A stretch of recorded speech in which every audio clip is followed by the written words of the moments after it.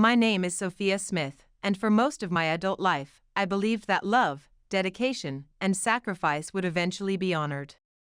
That if you poured your heart into a family that welcomed you, they'd always stand by you. I believed that until the Tuesday morning I overheard my in-laws secretly planning to hand over the company I'd helped save to my husband's cousin. But let me take you back. Before the betrayal, before the heartbreak, before the silence between us turned into something unbearable, I was proud, deeply proud, of what we'd built together, of what I had contributed. I was 31 when I joined Smith Development Group, the construction company my late husband's family had started with Wall Street money. Vincent and Patricia Smith had founded it after Vincent left his investment banking career, transforming it from a small residential firm into something bigger. Back then, it was just luxury home renovations and small commercial projects. But I watched Vincent struggle with construction logistics while Patricia tried to manage client relations from their home office. By the time I arrived with my MIT architecture degree and my expertise in high-rise structural design, they were drowning in complexity. No systematic approach to zoning compliance, no relationship with major developers. Projects were managed through phone calls and handwritten notes. It was personal, but it wasn't professional. So I threw myself into the work, not for money, but because this was my husband David's legacy. I made it my mission.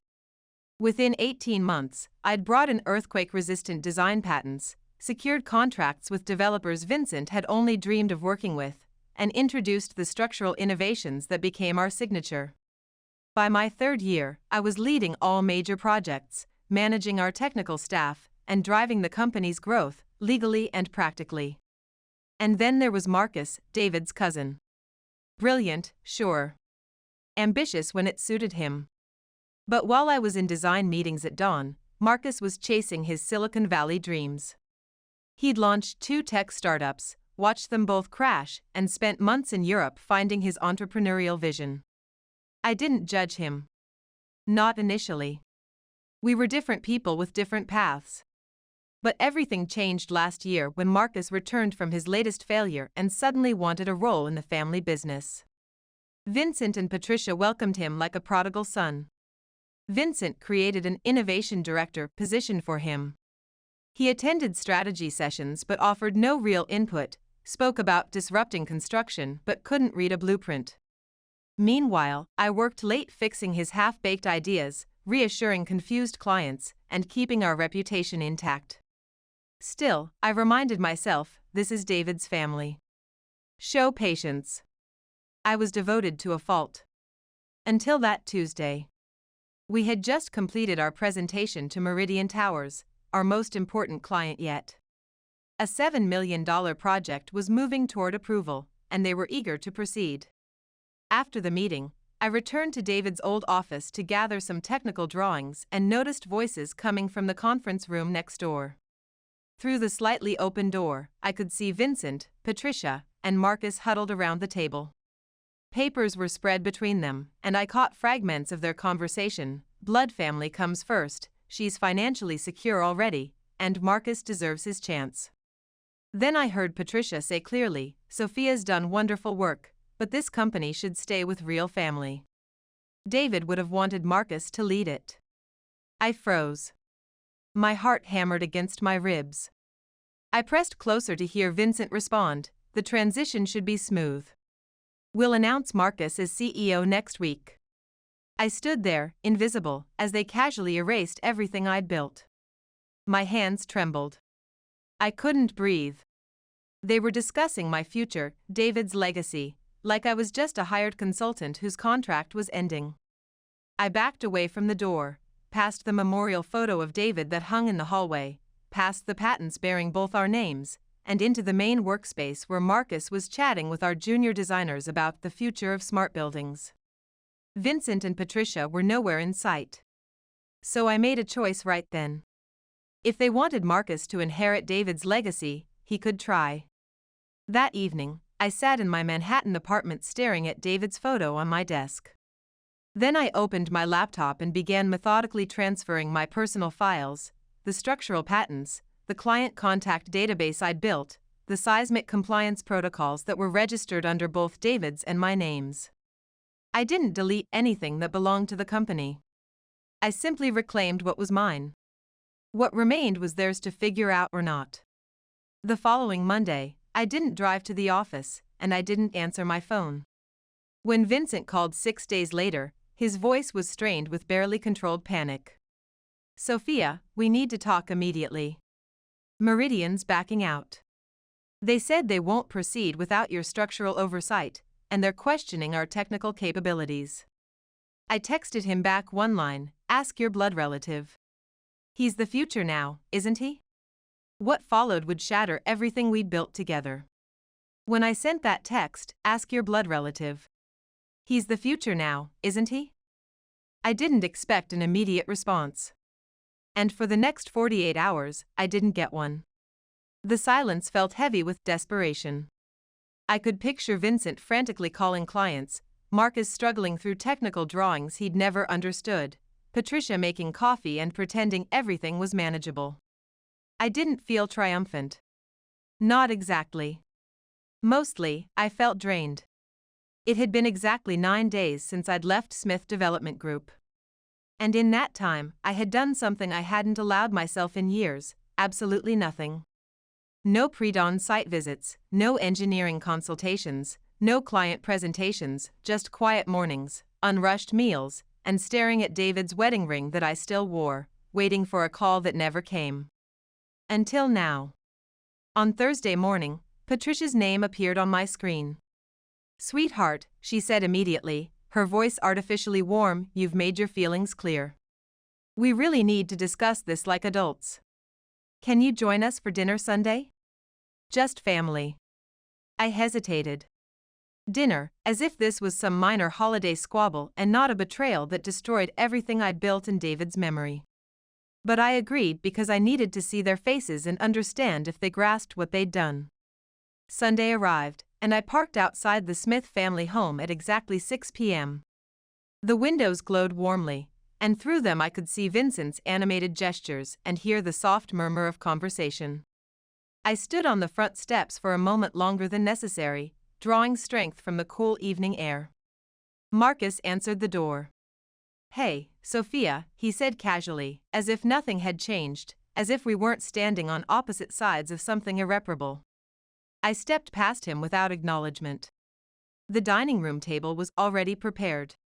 Patricia moved between the kitchen and dining room in her familiar rhythm, checking on something in the oven. Vincent sat in his usual chair, reviewing what looked like financial reports, damage assessment, I suspected. I took my seat silently. After some forced pleasantries, Vincent cleared his throat. "Let's address the situation directly. We've hit some rough patches with Meridian, but I believe we can recover. Marcus is developing a new technical approach, and..." I raised my hand. "I'm not here to rescue anyone," I said quietly. "I'm here to ask one question, why?" He frowned. "Why what? Why did you decide Marcus should lead the company behind my back?" I asked, meeting his eyes directly. No conversation, no warning. After everything I've contributed since David died. The room went silent. Patricia focused intently on pouring wine, avoiding eye contact. Vincent exhaled heavily and settled back in his chair. "Sophia, you've always been the foundation of our success. Nobody questions that. But you're technical. Marcus is a visionary. He understands innovation. Big picture thinking." I nearly laughed out loud. "Innovation? You mean like proposing blockchain integration for construction permits or suggesting we pivot to virtual reality home tours with no budget?" "He's still developing," Patricia interjected. "And he has natural leadership qualities. The younger staff relate to him." "So you handed him David's company?" I asked. "You made someone who can't read structural calculations or understand zoning regulations the CEO? You were overwhelming yourself," Vincent said, as if that explained everything. "You never took time off. You worked through weekends. We thought maybe it was time to reduce your burden, let you find some balance." "You thought betraying me would give me balance?" I said, my voice sharpening. "You didn't lighten my load. You erased me. Marcus finally found his voice. It wasn't like that, Sophia. I didn't pursue this. Vincent approached me and said you were overextended and that I could help share the responsibilities. I fixed my gaze on him. And you accepted. You took the position, the authority, the control, and never wondered why David's widow, the one who brought this company into the modern era, was suddenly stepping aside without her knowledge. He stared at his plate. Patricia reached toward me, but I drew my hand away. You didn't just wound me, I said softly. You undermined everything I created in David's honor.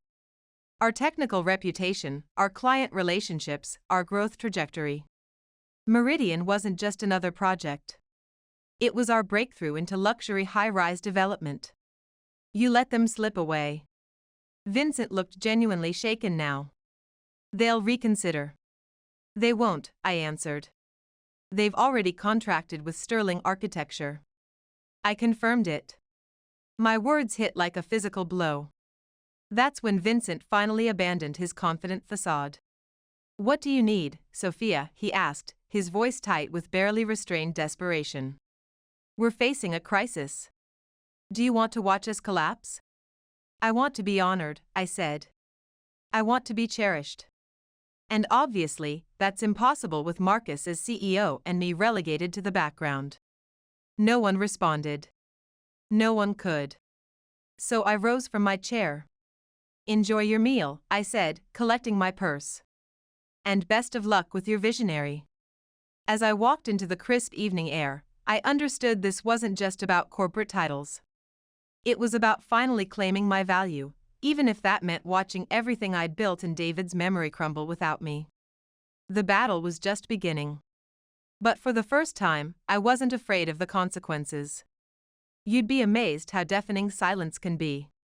It's not simply the lack of noise, it's the weight of all the words left unspoken. It lived in every message that didn't come, every call I didn't make, every email I left unanswered. After that Sunday dinner, I disconnected completely. No communication with Smith Development Group. I silenced the work notifications, disabled the project alerts, and let my phone rest untouched on the kitchen counter for hours. For the first time in years, I wasn't frantically responding to someone else's emergency. The strangest part? Nobody pursued me. No calls from Vincent, no emotional plea from Patricia, no awkward visit from Marcus, just emptiness. For several days, I struggled with what to do with this void.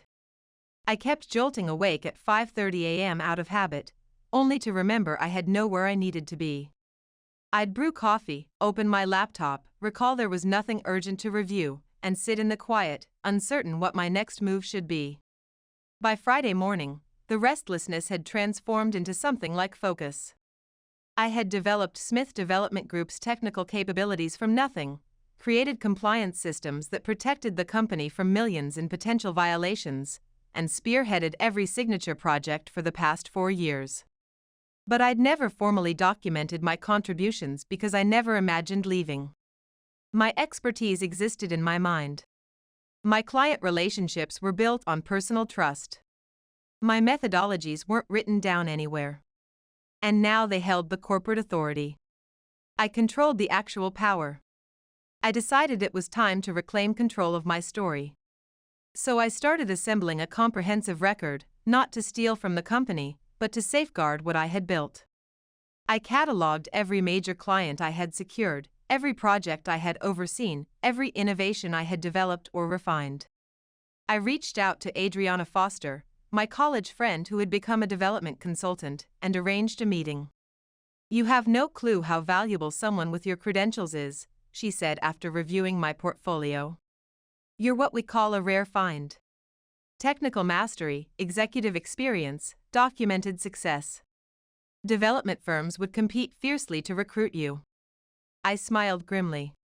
That's ironic. David's family didn't seem to see it that way. Adriana was direct. They probably dismissed you because they assumed they know your limits. That's the trap of family bonds. Closeness creates blind spots. That phrase resonated deeply. Closeness creates blind spots. It illuminated everything. On Monday, the facade finally began cracking. It started with a voicemail from James Mitchell, our senior structural engineer. His tone was strained, like he was fighting to stay professional. "Hi, Sophia. Sorry to disturb you. Listen, we need the seismic analysis protocols for the Harbor Point Towers. Marcus can't locate them anywhere. And the city inspector needs verification by 3 p.m. today. Nobody else understands how to respond." I didn't return the call. 2 hours later, another message. This time from Lisa, our project coordinator. "Sophia, I know you're taking time off, but we've encountered a major issue with the permit tracking system. It's not interfacing with the new compliance database, and Marcus instructed me to contact you. He said you'd definitely know the solution. Please reach out when you can. It's critically urgent." By mid-afternoon, the dam had burst entirely. 8 missed calls, 5 emails, 3 urgent text messages. They desperately needed me. But here's the reality: desperation isn't the same as appreciation. They didn't appreciate me enough to include me in crucial leadership discussions. They didn't appreciate me enough to give me advance notice before dismantling my position. But now that their system was failing, suddenly I was essential again. That evening, I wandered through Riverside Park, letting the sharp autumn air clear my thoughts. I watched children climbing on playground equipment, couples walking their dogs along the paths, and an elderly woman feeding pigeons from a paper bag. The world continued spinning. Even when your universe implodes, everything else keeps functioning. And for the first time in months, I didn't feel frantic. I wasn't rushing. I wasn't shouldering everyone else's burdens. I was simply present, and that felt sufficient. When I returned to my apartment, I opened a bottle of wine, lit my favorite vanilla candle, and settled on my balcony overlooking the city lights. Somewhere below, I heard an ambulance pass, then quiet returned. This time the silence didn't feel oppressive. It felt serene. Then my phone buzzed. "Vincent." No voicemail. Just a text, "Call me. Emergency." I studied the message for several minutes before typing back, "What happened?" His response was immediate: "We lost the Morrison contract. $3.1 million. They said they can't trust Marcus's technical oversight." A moment later, another message: "Please come back." I didn't respond. I didn't have to. They were beginning to understand the price of their choices. The Morrison project was the second major client to abandon us in under 3 weeks. And based on the desperation in Vincent's messages, they hadn't left quietly. According to what I learned later, the Morrison engineering team had sent 7 emails about structural concerns and regulatory questions. When nobody provided adequate technical responses, they contacted the CEO directly, Marcus, who assured them to stay flexible and trust the innovation process. They didn't. They terminated the contract. $3.1 million in future revenue vanished. And suddenly, the CEO title didn't seem so appealing anymore. By Tuesday morning, I had 15 missed calls from Vincent. I ignored every single one. I wasn't being vindictive, I was being deliberate. For years, I had rushed to their rescue whenever crisis struck. I had solved problems I didn't create, corrected errors I didn't make, and salvaged relationships I wasn't even authorized to manage. But this wasn't my emergency to resolve. Let them struggle. Let him lead. That evening, someone knocked on my door. Not a call, not a message, actual knocking. I wasn't expecting visitors, and for a moment, I thought about pretending I wasn't home. But curiosity won. It was Patricia. She stood in my hallway holding a covered casserole dish, like this was a casual social call and not a desperate peace gesture disguised as comfort food. "Hello, darling," she said quietly, stepping back as if uncertain whether I might shut the door in her face. I didn't. I moved aside and let her enter. My apartment carried the scent of eucalyptus and fresh linens, exactly how I preferred it. I hadn't been cooking much, mainly surviving on takeout and simple meals that required no effort. But somehow, the aroma of her homemade food awakened memories I hadn't anticipated: David's birthday celebrations, late-night conversations when I was struggling with grief, quiet family dinners during my first months as a widow. She placed the dish on my kitchen counter. "Vincent is overwhelmed," she said softly. "Marcus is completely lost. We didn't realize how much you handled until you weren't there to handle it." I leaned against the marble countertop. "Is that meant to comfort me?" "No," she acknowledged. "It's simply the reality." I folded my arms. "So now that everything's collapsing, I'm valuable again?" She winced as if my words had physically hurt her. "We made a terrible mistake." I remained quiet. She pressed on. "Vincent believed Marcus needed an opportunity. After his startup failures, after drifting aimlessly, we thought maybe this would help him mature." "So you gave him David's legacy?" I said, my voice hardening. "You handed him everything I'd built because you wanted to rescue him?" "It wasn't meant to wound you," she said hurriedly. "We assumed you'd always be part of our lives. You were our anchor, the one we could depend on. And you took advantage of that." Patricia's shoulders dropped.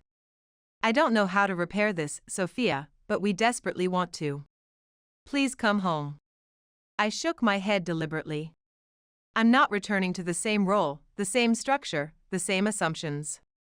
You've shown me exactly where I stand in your priorities." She moved closer, her voice dropping. "Then what would make this right?" The question lingered between us, and for the first time, I voiced what I'd barely allowed myself to think: authority. Recognition. Legal ownership. Her eyes went wide. "You want to be CEO?" "No," I said clearly. "I want equity stakes, genuine decision-making power, voting rights. And I want Marcus removed from leadership." "That would devastate Vincent," she breathed. "No," I answered. "The choice he made is what's devastating him. I'm offering him salvation." She studied my face for a long moment before nodding slowly. "I'll speak with him." "I'm not bargaining," I emphasized. "I'm not returning just to rescue what's left.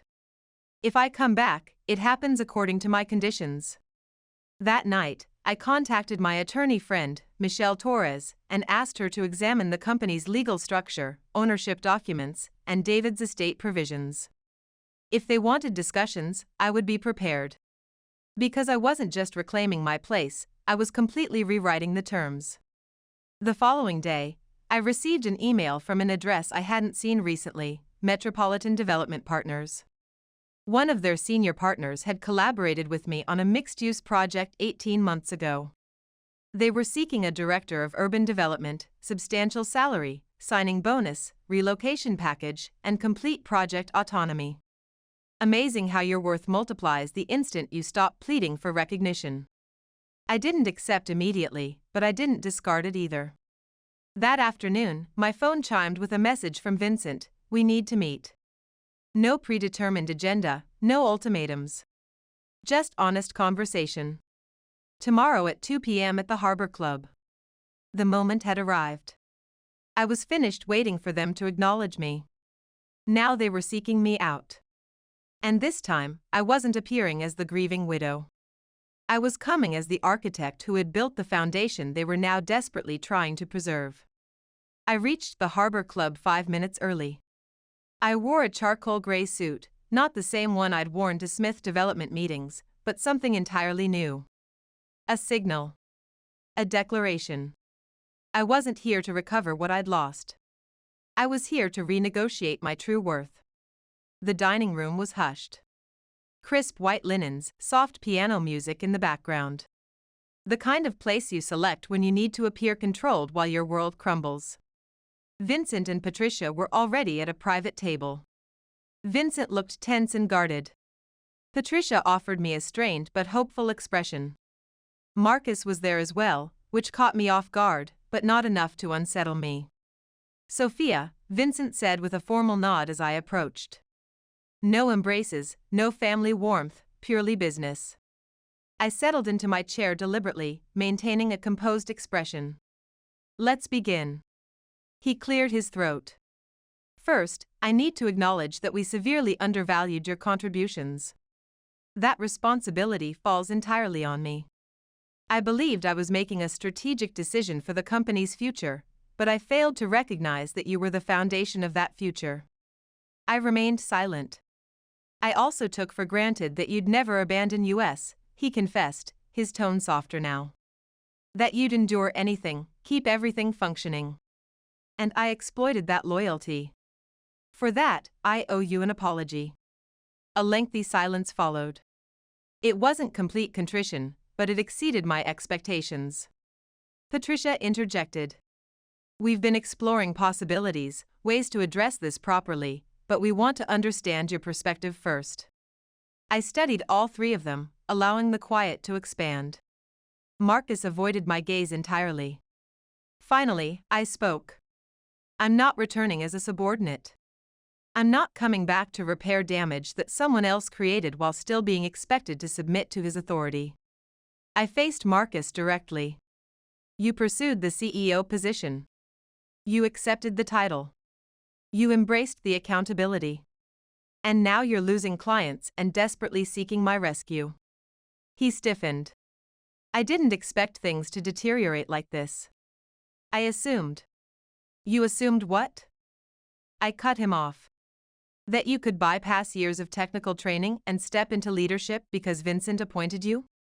That you could oversee a multi-million-dollar development firm without understanding structural engineering or zoning compliance? His expression hardened, but he offered no counterargument. He understood I was correct. I drew a deep breath and leaned forward. Here are my conditions, I said, sliding a prepared document toward Vincent. 40% equity ownership, executive board position, co-leadership structure. Marcus manages client relationships and business development. I control technical operations and strategic planning. All major decisions require dual approval. His eyes sharpened. That's substantial. It reflects my value. He studied the document. This would grant you equal authority. Precisely, I confirmed. Not superior, not subordinate. Equal. Patricia glanced between us. What about our team, our clients? Won't they be concerned by another leadership transition? I allowed myself a small smile. They're already concerned. Currently, clients question our stability because our leadership is chaotic. You restore me with clear authority and defined roles, and you don't just halt the crisis, you rebuild credibility. Vincent exhaled heavily. And if we decline? I leave, I stated. Permanently. I'll join Metropolitan Development Partners.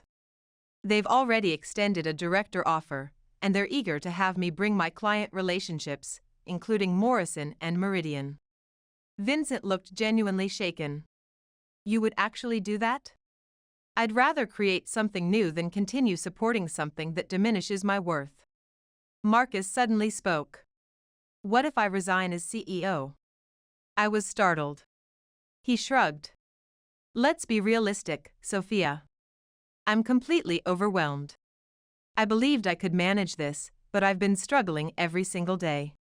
The technical demands, the critical decisions, it's nothing like I imagined. His voice wavered slightly.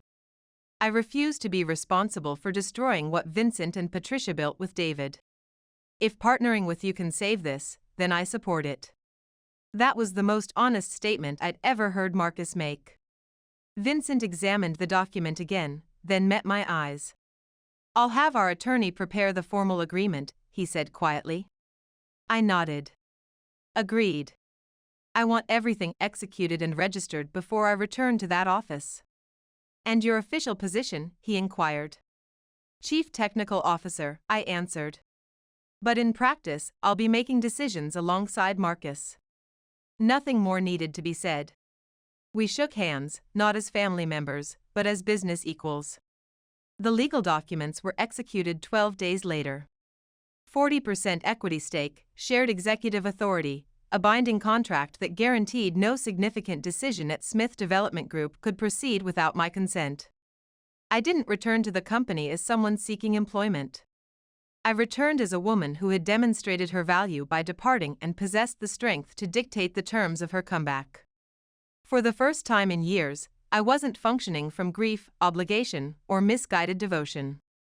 I was entering that building according to my own conditions, and it felt incredibly empowering. The team's response was initially reserved. I understood their hesitation.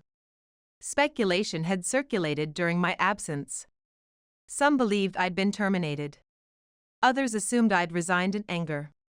The reality was more complex, and they could sense the transformation in me when I entered the Monday staff meeting radiating self-assurance. I spoke directly. "I'm not here to reverse the recent chaos," I announced. "What happened has happened. But I am here to restore what we've lost and advance us to new heights." A moment of silence followed. Then James, one of our senior engineers, stood and said, "We're glad you're back, Sophia." The entire room seemed to release tension. I felt it too. Marcus, to his credit, embraced the transition gracefully.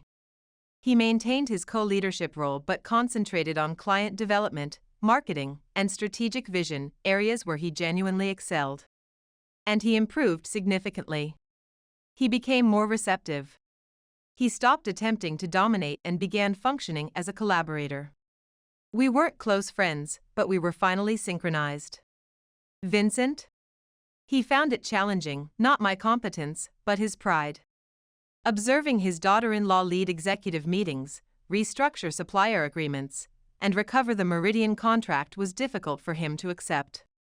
The same woman he'd once marginalized was now reshaping the entire industry approach. But gradually, even he adapted. 4 weeks after my return, he visited my office. No formal attire, just casual slacks and a faded company shirt. "I observed how you managed the Morrison crisis recovery," he said, gesturing toward my office windows. "You didn't just resolve it, you strengthened the partnership." Because I understood their concerns, I replied simply. "I've been cultivating that relationship for years." He nodded thoughtfully, then gazed downward. "I should have recognized your value earlier." I didn't say, "You should have." He already understood. Instead, I replied, "You recognize it now. That's what's important." That evening, I remained at the office late, not from obligation, but from choice. I was restructuring our project development framework and found myself completely absorbed in new concepts. At 8:15 p.m., the office lights dimmed one by one as the final team members departed. I stood at the window, gazing across the Manhattan skyline. Everything appeared transformed now. This wasn't about vindication anymore. It was about reclaiming what belonged to me and elevating it further. And I wasn't just rebuilding a company, I was constructing a life where I no longer needed to justify my value. A life where I was treasured, acknowledged, and honored. 3 months later, Smith Development Group secured its most significant contract ever, an $8.4 million mixed-use complex in Midtown. The client had learned about our executive restructuring and told me directly, "We want to partner with whoever orchestrated your company's remarkable recovery." Life has an interesting way of completing circles.